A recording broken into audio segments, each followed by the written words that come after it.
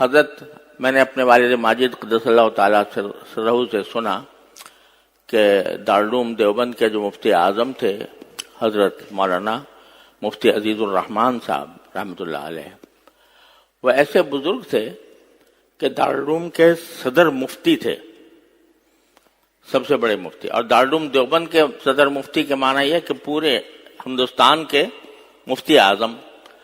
اب اس زمانے میں اور آج بھی مفتی اعظم کا کوئی سرکاری منصب نہیں ہوتا، الحمدللہ.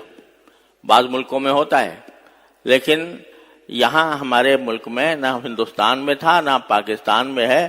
مفتی اعظم کا کوئی سرکاری منصب نہیں ہے. بہت سے ملکوں میں سرکاری منصب ہیں، عرب ملکوں میں اکثر و بیشتر ہیں. سعودی عرب میں ہے، مفتی اعظم کا لقب ہوتا ہے جو سرکار کی طرف سے دیا جاتا ہے، وہ ایک عہدہ ہوتا ہے، اس کے اوپر بڑے فوائد بھی ملتے ہیں. مصر میں ہوتا ہے اور شام میں ہوتا ہے، بہت سے ملکوں میں ہوتا ہے. ہمارے ہندوستان کے اندر اور غیر منقسم ہندوستان میں بھی کوئی ایسا سرکاری منصب نہیں تھا، اور الحمدللہ پاکستان میں بھی ایسا نہیں ہے.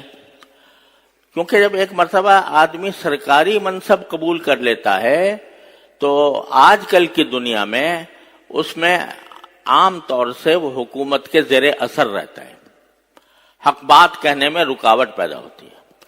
اگرچہ پہلے زمانے میں ایسے بھی ہوتے تھے کہ چاہے سرکار نے بنایا ہو، حکومت نے بنایا ہو، لیکن وہ حق بات کہتے تھے.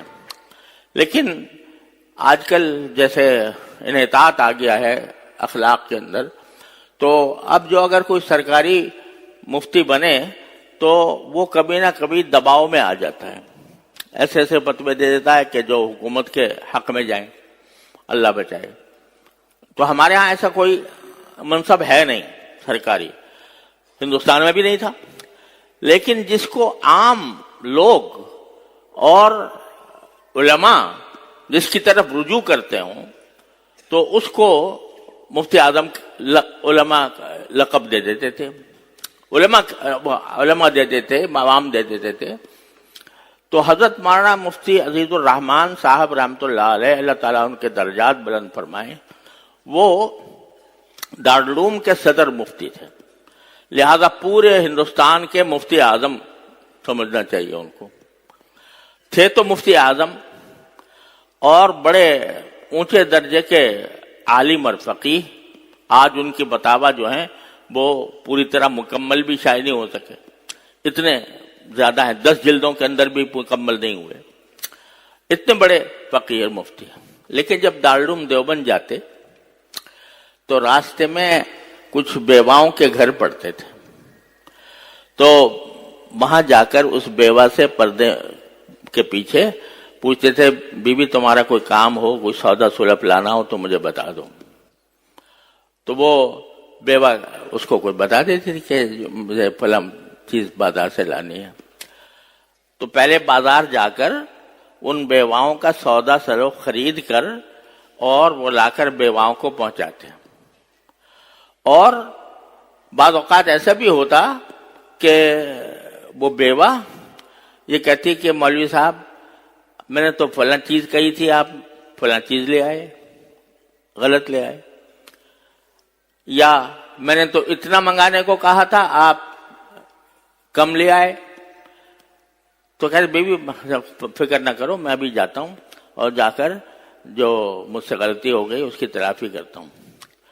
تو وہ بیواؤں کو پہلے ان کے کام کر کے، وہ جو حدیث میں فرمایا جو اپنے بھائی کی یا بہن کی حاجت میں لگا ہوا ہوتا ہے اللہ تعالیٰ اس کی حاجت میں لگ جاتے ہیں. تو یہ اس حدیث پر عمل کرنے کے لیے صبح کو پہلا کام یہ کرتے تھے، پھر جا کر دارالعلوم دیوبند میں یا سبق پڑھاتے یا فتوی کا کام کرتے. انہی کے بارے میں میں نے اپنے والد ماجد قدس اللہ تعالیٰ سرہ سے سنا، اور چونکہ حضرت والد صاحب رحمۃ اللہ علیہ ان کے شاگرد تھے براہ راست، اور فتویٰ میں بھی ان کے شاگرد تھے، اور بعد میں اللہ تعالیٰ نے انہی کے مقام پر دارالعلوم دیوبند کا صدر مفتی حضرت والد صاحب رحمۃ اللہ علیہ کو بنایا تھا.